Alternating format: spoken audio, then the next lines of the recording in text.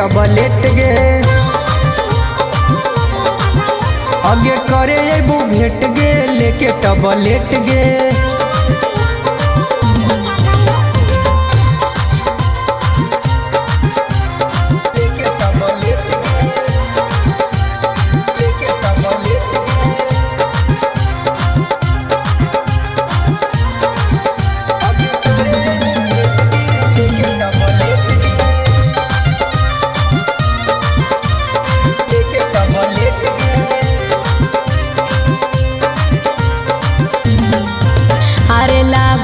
तनिको रे मनवा ऊंच नीचे देखियो सपनवा।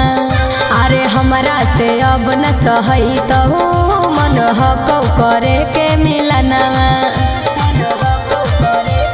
हे गे आगे खेता में ओढ़नी बिछाई के तोरा कवारी सुताई के। आगे देबौ छोड़ाई बोखरवा लभ वाला टबलेट खिलाई के। छौड़ा ले ले तू वही डेयरी मिल्क चॉकलेट रे। आगे करे अबू भेट गे लेके टबलेट गे। आगे करे अबू भेट गे लेके टबलेट गे।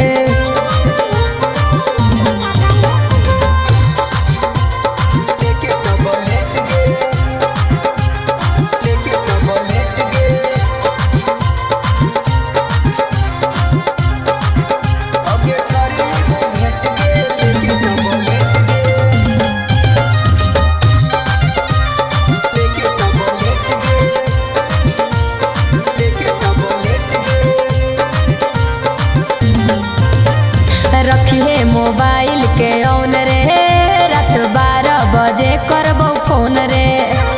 करबौ नहीं तोरा के माना करिए मनवा करतौ जौन रे। अच्छा